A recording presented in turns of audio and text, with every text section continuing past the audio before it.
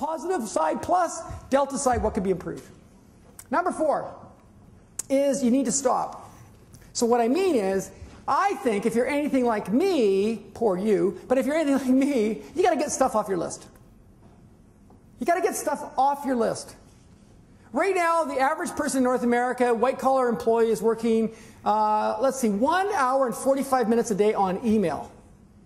They're having about 1 hour of interruptions every day. They're having about 1 hour in meetings every day, 2 people, 3 people, committee meetings, full meetings.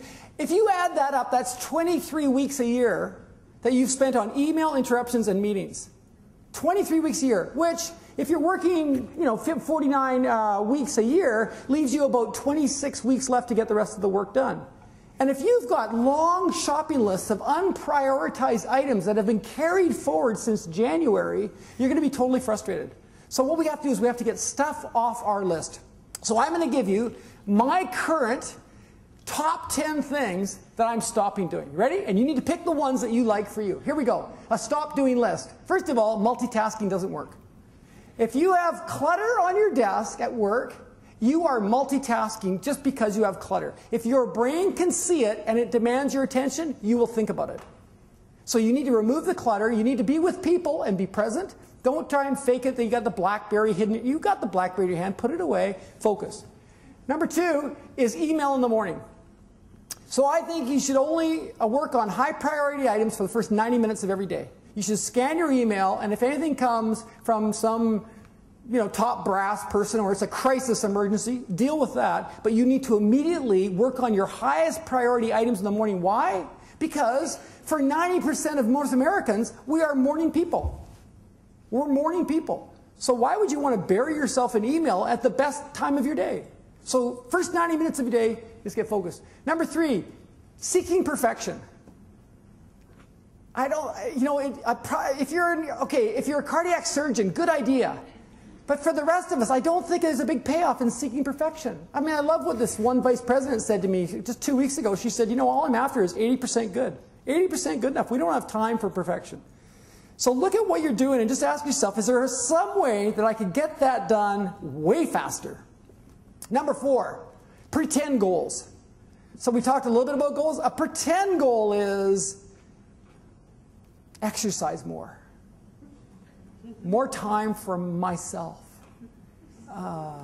Be more organized. These are, there's a reason why less than 2% of people keep New Year's resolutions is because, well, first of all, they were drunk when they wrote them. But secondly, because they're pretend goals. You got to have real goals. So you have to have a date, and it has to be specific, and it has to be measurable. You know that stuff. Number 5, fake delegation. If you have an opportunity to delegate, you know what this means, fake delegation? Fake delegation is when the monkey is still on your shoulders, but it looked like they took part of the responsibility. So fake delegation sounds something like this. I would love for you to create an Excel chart because then we could organize staff times working on the various projects. Is that okay? Oh, yeah. Okay, have you ever designed an Excel chart before? Well, I've used them. Oh, you haven't designed one? No. Okay, tell you what I'll do. I'll create the Excel chart for you, and I'll send you the spreadsheet, and then you fill in the blanks. How's that? That's called fake delegation. Because now what's going to happen is on your overloaded list, you now add that one more item, and a week goes by, and then you remember, oh yeah, where's that spreadsheet? So you go talk to the employee, hey, have you done that spreadsheet? And they say, I'm waiting for you to create the spreadsheet. That's fake delegation. People won't learn unless you give them a chance to fail. Procrastination. Oh, I was thinking about doing that. I'm not going to do that. Okay, number 7, regret. We talked about this one. What researchers have found, actually, is the things that we regret the most are the ones that we never did. We regret less stuff we tried that didn't work. So I think one of the best ways to resolve this issue of regret in our life is just do whatever you're thinking about doing. I mean, legally. Number 8, waiting to ask. Don't wait to ask. No one is going to be upset because you asked. Ask for information. Ask for advice. Ask them how they did that. Look at people that are more successful in certain areas of their work than you are and ask them, how did you do that? How do you do that? How do you handle your workload? How is it you go home at the end of the day and your desk is clear? How do you do that? How come you're so darn happy? Okay, number 9, to-do lists. You got to abolish to-do lists. You know, the thing about to-do lists is they're totally unprioritized. Maybe you've had this experience like me. It's the day before vacation, and you might as well be wearing a cape. You are so successful at getting stuff done, right? The day before vacation, you are amazing. Who's had that experience?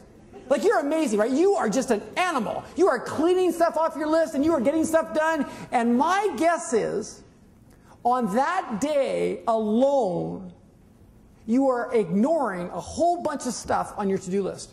Because finally you say, that's not important, that's not important, that's not important, and that paper can go, that paper can go, and that paper can go.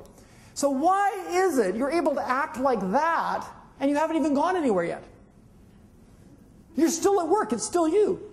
I think we should act like that every day. Number 10, reading the news. I know this sounds weird, but this is a pet peeve of mine. You know, researchers in the States found that over a 10-day period when they studied the news, that there was a 10-to-1 ratio of negative information to positive information. So I encourage everyone that I meet with is don't read the news in the morning. You can read it at night, or don't read the news in the morning. Don't have your TV on, don't listen to it on the radio. Listen, you know, the average commute time in Canada is 30 minutes to work, 30 minutes home. And if you're in Vancouver, it's an hour to work and an hour home. Why would you want to listen to what's wrong with the world for that period of time? Think of it this way. If you have a commute of 1 hour each way, in 3 years you've spent as much time commuting in your car as a college student has to spend in the classroom to get a degree. So why would you want to start the morning learning about what's wrong with the world? So don't read the news. What I recommend is this. If you want to know what's going on in the world, guess. Because you're probably just about right. There's a war on. Okay, so here's a quick summary. Number one, I think to be moving to mastery is, first of all, you have to exercise your influence. You've got to look at the things that you have total control over and you want to get done, and you need to focus your attention and your energy on those things and ignore the rest. And sometimes that means getting things off your list. Number two, clean your window. Look for new interpretations of old stories, including the story that you've made up about yourself, because we all do that. I'm not good at this, I'm not good at that. Well, that's of course nonsense. People accomplish amazing things by creating a story about what their possibilities are. And number three is to be on a journey of always having goals. Like having goals and taking risks and debriefing and learning. It's exciting. Like, what can I do differently? Like, what can I do I've never done? I've always wanted to do it. So what could I do?